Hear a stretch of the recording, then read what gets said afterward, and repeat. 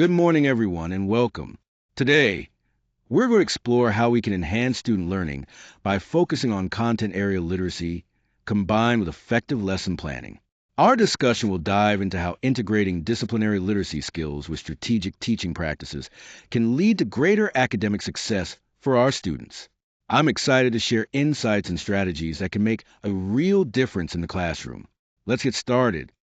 Content area literacy is all about more than just reading words on a page.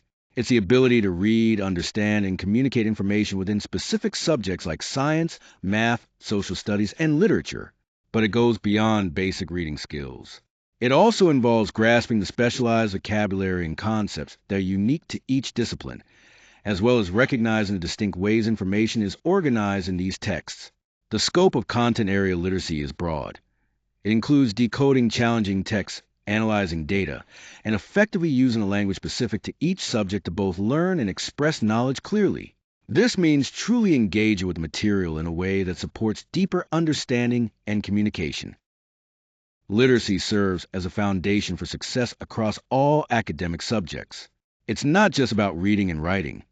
Strong literacy skills help students understand and engage with the content they encounter in every class. When students have good literacy abilities, they can access the curriculum more effectively, interpret information accurately, and think critically about what they're learning. On the other hand, if literacy skills are weak, students can struggle to grasp important concepts, which can hold back their overall academic progress and future opportunities. That's why it's essential to integrate literacy instruction throughout all subjects, ensuring students develop the skills they need for comprehensive, meaningful learning. Literacy skills play a crucial role in shaping how students understand and engage with content across all subjects. When students have strong literacy abilities, they're better equipped to comprehend complex information, solve problems, and apply what they've learned in various disciplines. Focusing on reading and writing within specific subjects not only boosts students' critical thinking, but also enhances their overall academic performance. Developing literacy in areas like science, math, or social studies allows students to analyze texts more deeply, interpret data accurately, and communicate their ideas clearly. This integrated approach to literacy isn't just about immediate academic success. It lays a foundation for lifelong learning and continued educational growth. When we talk about literacy across different subjects, it's important to recognize the unique skills involved. In science, literacy means more than just reading. It involves understanding key technical terms like photosynthesis or hypothesis, interpreting data presented in graphs, and carefully following the steps of experiments. Moving over to mathematics, literacy includes grasping what a problem is asking, using the correct vocabulary such as denominator or equation, and thinking critically to solve word problems. In social studies, literacy is about analyzing various sources, both primary and secondary, knowing historical terms, and being able to build arguments supported by evidence.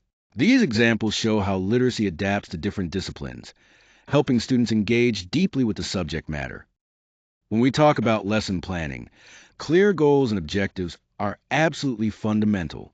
These goals clearly state what students are expected to know and be able to do by the time the lesson concludes.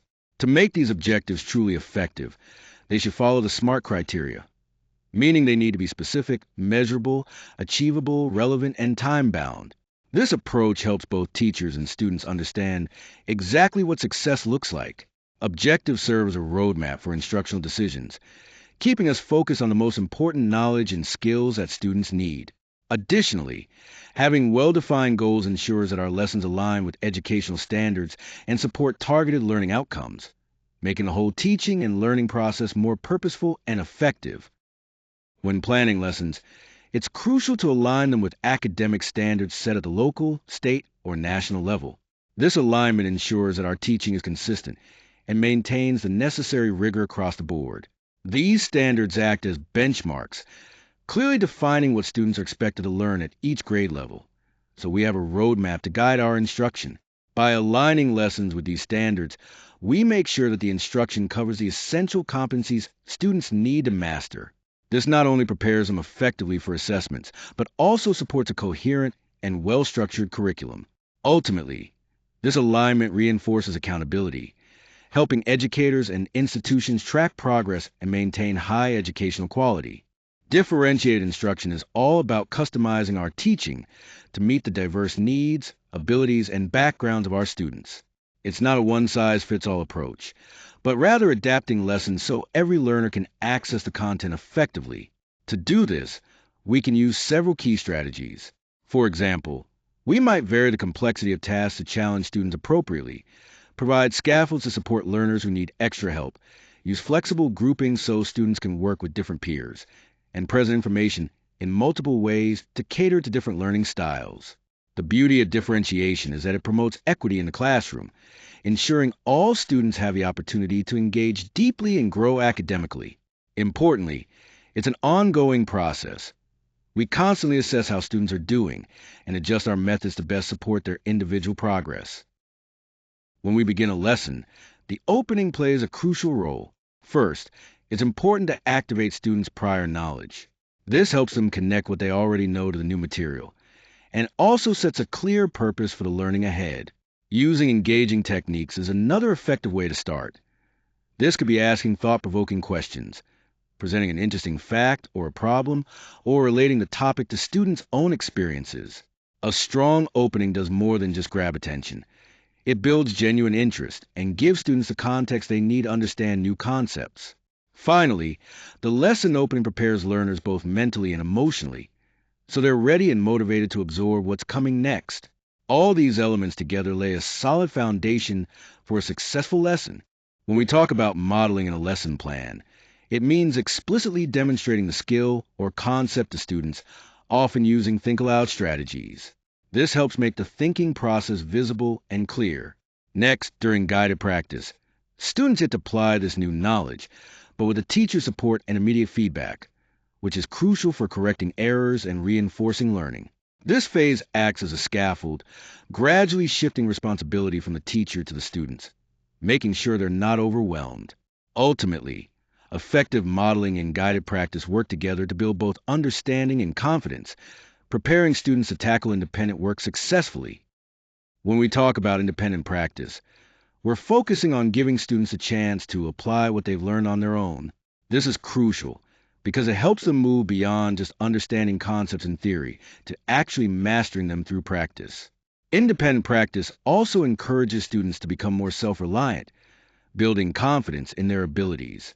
Then we have closure, which serves an important role in wrapping up the lesson. Closure helps us summarize the key points we've covered and reinforces the lesson's objectives. It also helps students see how today's learning connects to what they'll encounter in future lessons. There are several effective ways to achieve closure. This could be through a quick reflection where students think about what they've learned, a group discussion to share insights, or a formative assessment to check for understanding. All of these methods help consolidate the learning and ensure students are ready to move forward.